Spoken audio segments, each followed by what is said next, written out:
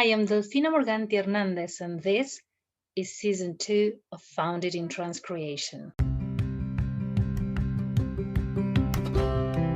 So welcome to another episode of Founded in Transcreation, the first ever podcast on transcreation as a service, where we delve into how brands cross borders with creative communications. I am Delfina Morganti Hernandez, a seasoned English into Spanish for Latin America and Argentina transcreation specialist. And today I have the pleasure of introducing a very special guest who's not a transcreator himself, but is directly involved in this specialty service within the localization industry. Hello and welcome to the podcast, Adrian Cohn. It is a pleasure to be here, Delfina. Thanks so much for having me.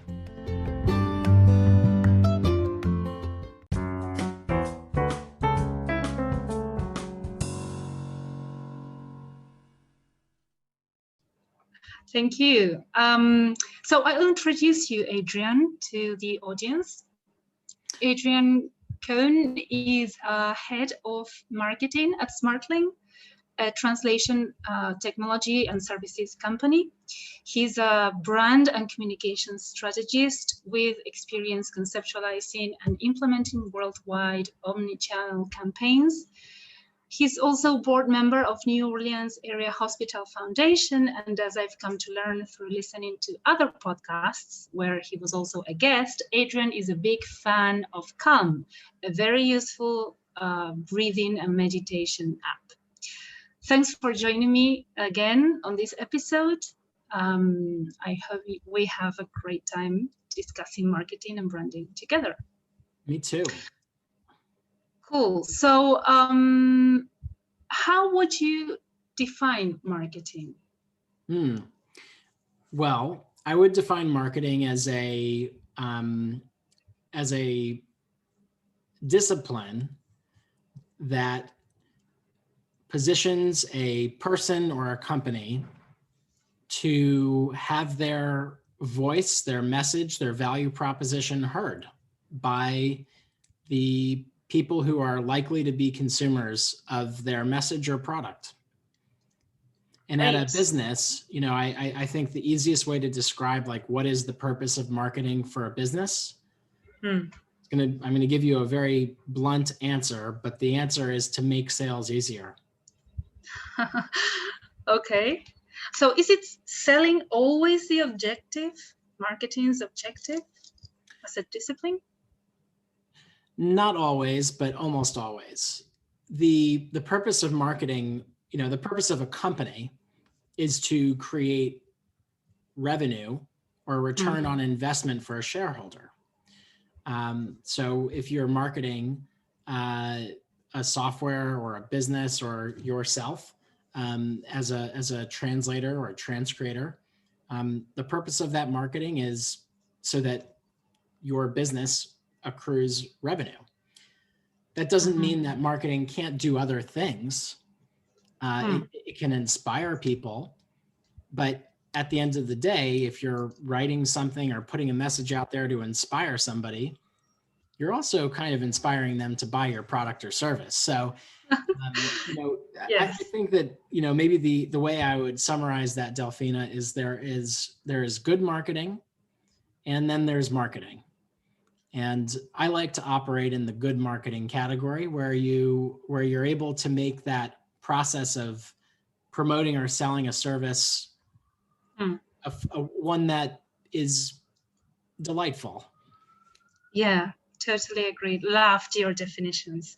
The last thing you said about good marketing and marketing reminded me of this book by Seth Godin, What is Marketing? He talks a little bit about this in case the audience wants to delve deeper into some definitions of marketing.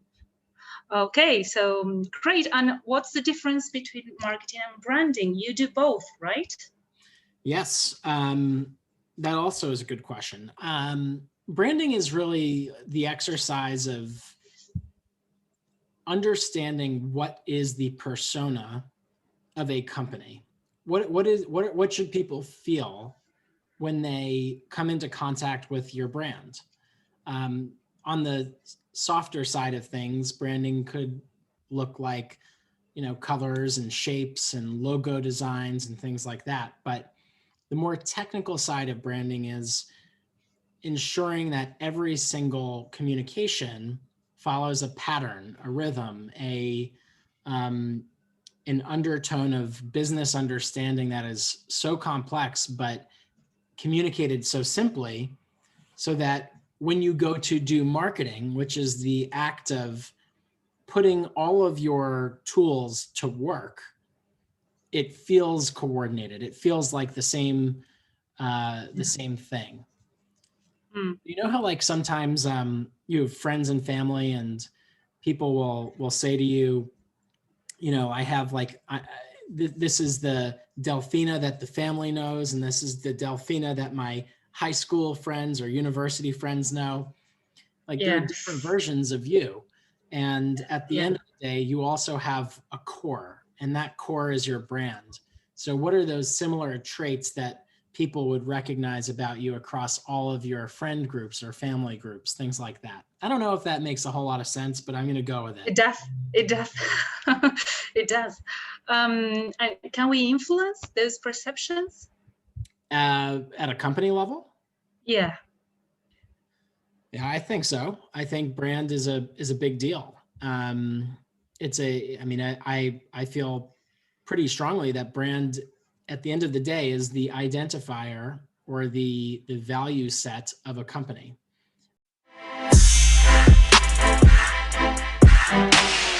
There are probably two companies that I would say have the highest quality brands in the world. One of them is Disney, and the other is Apple.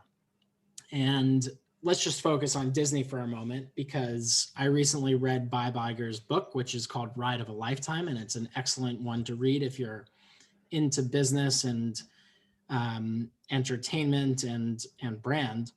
But in this book, Bob Iger talks about brand and companies in the same exact breath. It's the same thing. What he refers to, for example, he talks about how Disney acquired Marvel.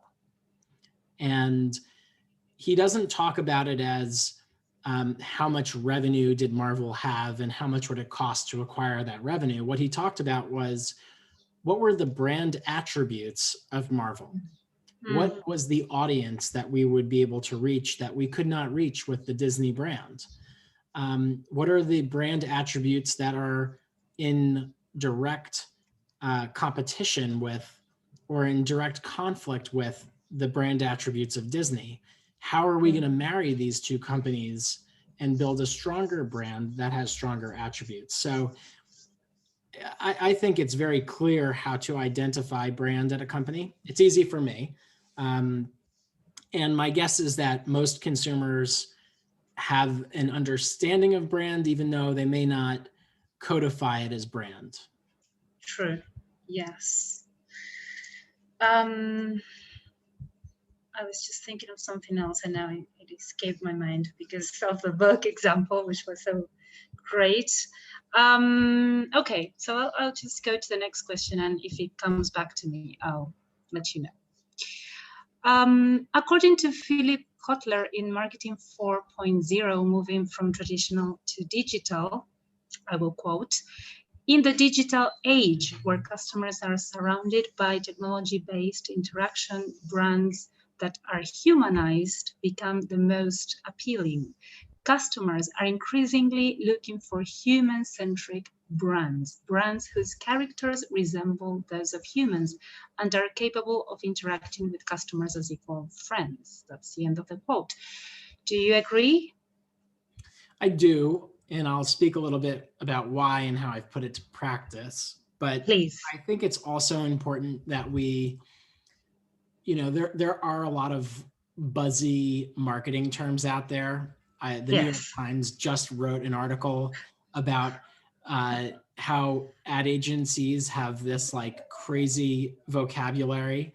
One of the words that people in ad agencies use is like scroll stopping copy, or like pinch and zoom worthy, or something like that. And it's like, all right, come on, like, let's take it down a notch, right?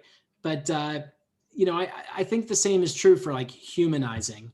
We have to be careful with that because we don't want it to be overused to the point that people don't understand what it actually means. What it actually means is that people have core sets of values and they want to identify themselves with products and services that are loosely reflective of who they are. And so when you say, you know, is humanizing a brand is really important today, I really just think it means if you're going to be marketing a product or service, you need to do it with the understanding of psychology. What are people thinking about and how do you appeal to their thought process? At Smartling, our customers are people who buy translation services. And one thing that I realized early in my day at Smartling was that our buyers care more about the translators than they did about all of the translation automation that we bring to the table that delivers immense value. But they were just more interested in the people. Yet we never talked about the translators. And interestingly, the rest of the industry actively tries to prevent their translators from speaking with their clients. Absolutely. Would you agree with that as a translator? Of course not. And I think it actually creates a negative consequence for everyone involved, including the client, because of, you know, there's a lot of time-consuming processes sometimes that could be avoided if, for example, asking specific queries that should go to the client, but the revisor won't be able to solve themselves, or the PM won't be able to solve themselves. So yeah, for example, that I think it's something that most CAT tools should be able to provide, and agencies able to empower their translators. Yes. Yeah, and I mean, the inconvenient truth is that the agency does not want you to know their client. And they don't. But if we have an agreement, I mean, we've signed an agreement and, well, okay, right? I mean, you could sign most of us wouldn't just market to directly. And would the client buy from us directly? No, because they're buying a whole lot more than just language services, right? They're buying. This is all true. More that we can provide. Most of us can't. Freelancers. Yeah. Well, I mean, look, there's a lot that could be discussed there, but the question. Yeah, you asked. I had to, but the question was specifically like, why, you know, how do you create a personality of a brand? And, yes. You know, what we realized was that we have the unique value proposition of connecting our customers with our translators, but we had never done the marketing to show that. So we created this amazing campaign called Move the World with Words. And we photographed translators in 12 different markets globally. We published a beautiful book. We created a TV ad. And it really just changed the persona of Smartling. I think a lot of people now recognize us as a emerging leader in the translation services space. And our customers really value the fact that they can open up the book, you know, to page, let's see, 127 and learn about how Vanina and her kids, live and work in her native home of Buenos Aires, which, is a place that I haven't been to, and maybe our customers haven't been to, but through this book, they can learn about people who they may work with professionally and may want to visit one day personally. True. That's what I would call a human-centric campaign, but I don't know if you'd agree. I would agree. Yes, and I was going to talk a little bit about that later, but I like how you merged this example with your theory and your deconstruction of the concept. So thank you. So in this book, I was just quoting from Marketing 4.0 by Kotler there's a chapter including a subheading for a section that reads, "Content is the new ad. Hashtag is the new tagline." How would you say brands in general can leverage this trend in 2021 and onwards? Yeah, content is the most important thing a brand can produce for the marketplace. Every single product or service is driven by words in the product or in the marketing. So choose your words wisely. That's it. I mean, I think that the words that a brand chooses to market themselves or in the product itself are critical. And it is the differentiator. It is a differentiator between brand A and brand B. One example, you attended a Transcreation webinar that I did yesterday, and we used Shake Shack as an example, and they are selling a frozen milkshake that is made up of graham crackers, chocolate, and marshmallows. So, which are the ingredients that you would use to make a s'more. So, instead of having a boring title for the product name, they had an exciting one, and that one was "Gimme S'more." That's the kind of content that brands have to make to create differentiation today. Okay, I agree.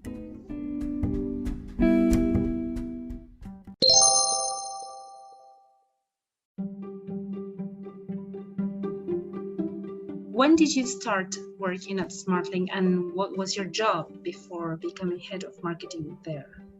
August 10th, 2015. And my first job at the company was operations manager. Oh, okay. And how did you get promoted to marketing, head of marketing? Yeah, I have a unique journey. I started on the operations team, and then I moved over to our customer success team for 2 years, where I worked with our customers to utilize our platform and services more efficiently. And then I made 2 television commercials for the company as a side project. And when my CEO saw them, he said, "Why are you not on the marketing team?" Right. That's it. That's how I got to the marketing team. Okay. Oh, are those commercials on YouTube? Can we watch them? You sure can. So if you go to YouTube and just type in Smartling anywhere today, that's my favorite ad. The other one that I love is called Quill to QWERTY. So that's QUILLQWERTY. And I also made a spot pretty recently called Move the World with Words, which is also on our YouTube and Vimeo channel. So if you find Smartling on YouTube or Vimeo, you could find all of these ads. Right. I have to admit, I had missed those pieces of art, I'm sure. You're going to love them. Yes. They are seriously some of the best work I've ever done. The Anywhere Today, that spot it is so good.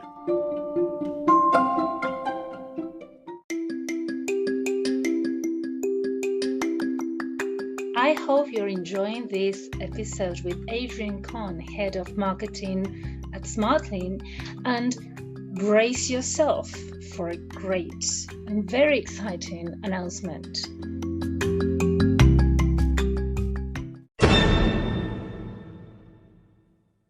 To the first person who watches the ad and emails me with the location that the advertisement was created in, I will give away 1 Apple HomePod Mini.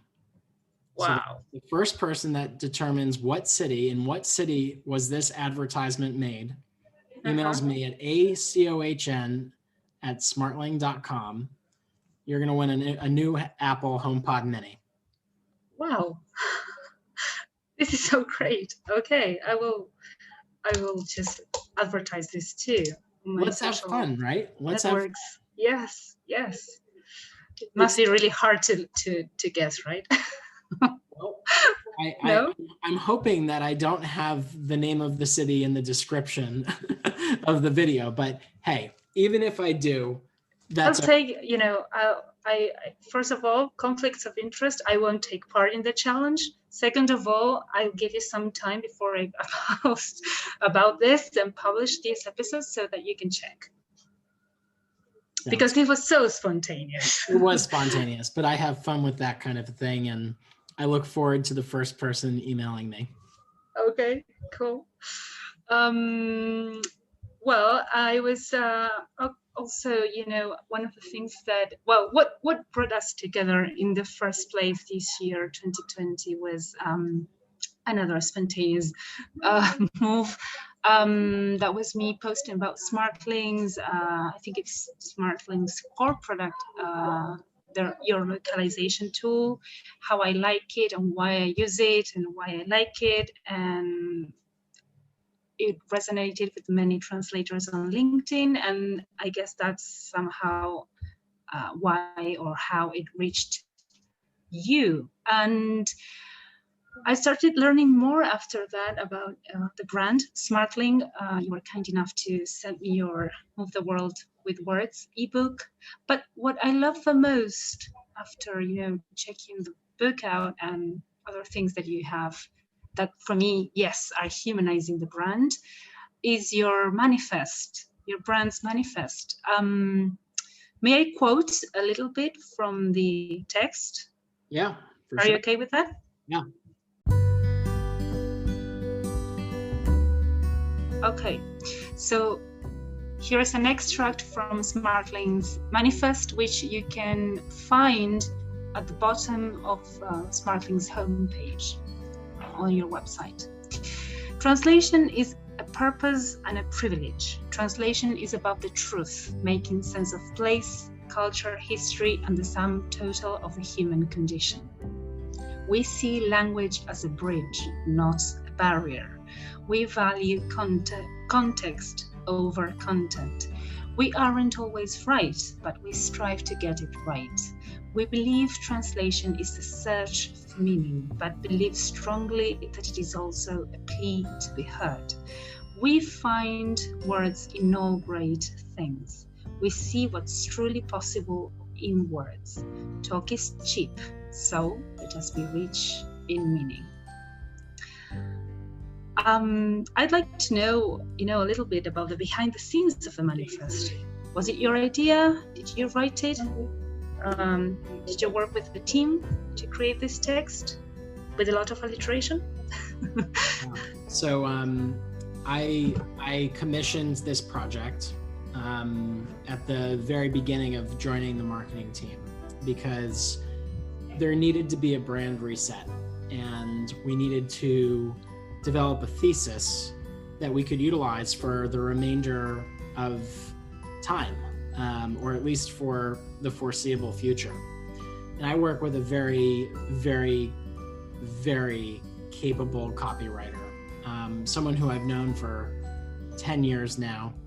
And I worked very closely with her to develop the manifesto. And the process of creating this was, it took weeks. It started, she did a lot of work for us back at this time. So we were doing a lot of communication so that she would learn about the brand and understand who we are. And I told her, these are the attributes that we want to acquire, and these are the types of things that are important to us. And then we there was probably one evening where I had a whiskey, and we talked about it for 45 minutes. And, a couple of days later, she put together a version of this that we then worked to review and edit and publish. Right. It reminds me, the tone and how the text flows and everything reminds me a little bit of that Apple commercial, "Here's to the crazy ones, misfits," and it's got that kind of rhythm. The essence seems, to me, it's at the same level, right?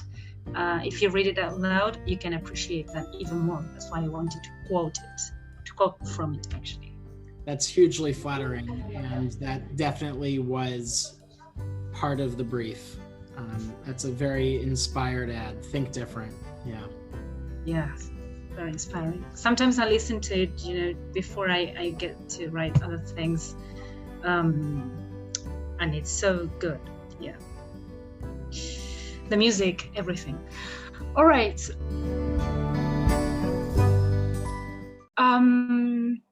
As a marketing specialist, what would you say are some key trends for both translation buyers and translators? I mean, that we all, or most of localization parties should be aware of and paying attention to in 2021 and beyond. Key trends. Well, I know that machine translation is something that people are very excited about, and it's certainly an area of technology development that is very exciting. And I actually think it's an exciting advancement for translators as well as for clients, because I think it's actually going to enable translators to work on content that's more valuable and get away from working on content that the client doesn't actually place that much value in. So I actually think it's going to have a positive impact on translators. I'd say another trend is transcreation, which we've been talking about, you and I, quite a bit. And that will be, the proliferation of brands writing more content that is highly creative, alliterative, and technical, and it will require a more sophisticated thought process for making it available in different markets.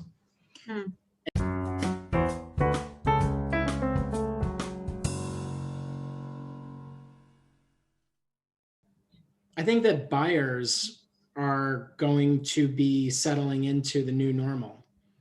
There's what happened in 2020 is simply an accelerant for what was going to happen in this decade.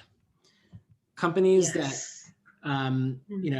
that were digital first are the ones that were going to survive long term, and this year they proved that they can survive through quite challenging circumstances. Online retailers are going to perform exceptionally well. Software products, like you mentioned, Calm, are going to perform exceptionally well. And we should all be paying attention to how do we become as digitally oriented as possible. So frankly, if you're a translator, I think that the things you should be looking out for are, what are the tools that I can utilize that are going to make my job most efficient, and what people or organizations can we partner with who are going to make the ability for your success more realized or more readily realized. Right. Cool. I liked this digitally oriented as possible that you mentioned. I think that's a challenge for everyone. Small, big companies, brands across industries. Yeah, well, it's a challenge. The bigger you are, the more of a challenge it is to be digitally oriented. As an individual, my guess is you're already digitally oriented. You have a phone, you use digital things for your personal life, but the larger the problem becomes, from a business perspective, the harder it is to make it digital. Right. And I was also thinking without sacrificing the human aspect. Yeah, that's fair. Right. Talking about transcreation, Smartling's recently launched the transcreation tool. Can you talk a little bit about this product? I think it's a key differentiator for you as a brand, right? Providing tools for the localization industry. Yeah, so the Transcreation tool is an all new interface to write creative translations.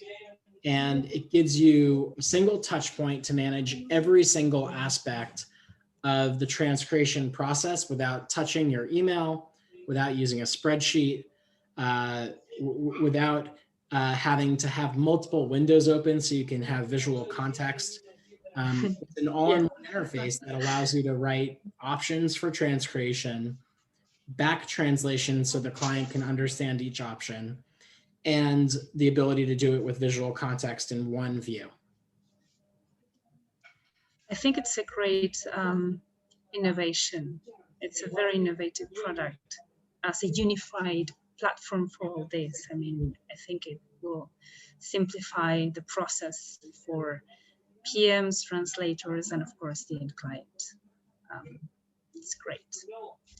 So one last question. I've recently had the pleasure of attending two Smartling events live. One was a great workshop where I met tons of interesting people with whom I'm keeping in touch actually at present. That was Founding Translation, hosted by Sid Efremovich, and the other was the Transcreation Tool webinar.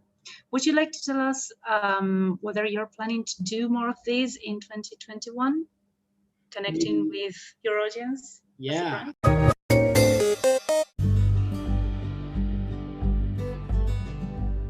We haven't made the announcement of the date yet, but we're going to have a worldwide online conference in April, probably in April, almost certainly in April. And the conference is going to be unbelievable.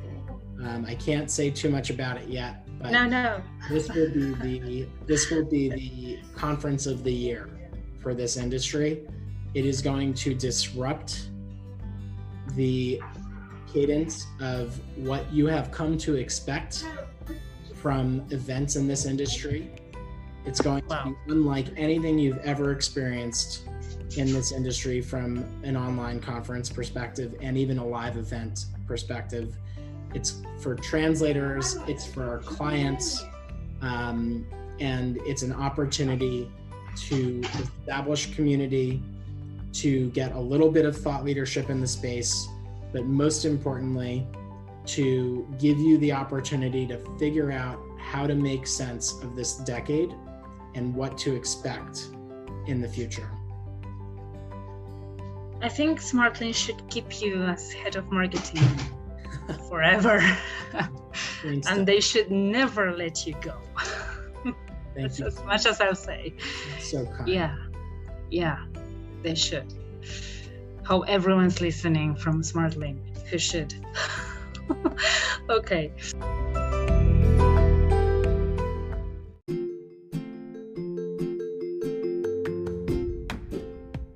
So thank you so much for all your insights, Adrian. It's been great to have you. The Transcreation podcast, founded on Transcreation. I'm so happy that, with all these announcements that you made, which I wasn't expecting myself. Thank you for your generosity with your time and resources and everything. Thank you for having me, and I will be more than happy to come back anytime you will have me. Oh, I'll take that as a promise almost. It is a promise. It is a commitment. Okay. I'll take it as such. Thank you so much. Thank you. And don't forget to go to YouTube and watch Anywhere Today and email me what city you think the ad was created in. First person to get it right gets a free Apple HomePod Mini. Email Adrian at acohn@smartling.com, right? Right, that's right. Okay, I'll put that in writing. Line Delfina. Okay, all right. Unforgettable. This will be unforgettable. It will be, and I'm going to post, maybe to make it even more fun, I'll post people who respond on my LinkedIn so we could see how quickly this grew. This is almost like a co-branding thing. I like it. Yeah, it's exactly what we're doing. Okay, thank you so much. Thanks, Delfina. Bye.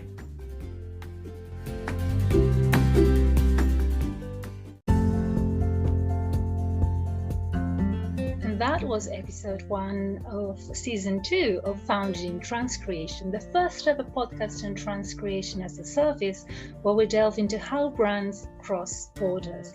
I'm Delfina Morganti, and remember, you can listen to this podcast on Spotify, Google Podcasts, Radio Public, and many more platforms, including, and thanks to anchor.fm/transcreation podcast. You can leave me a voice message there, which I can share in the next episode. Thank you so much for listening, and stay tuned.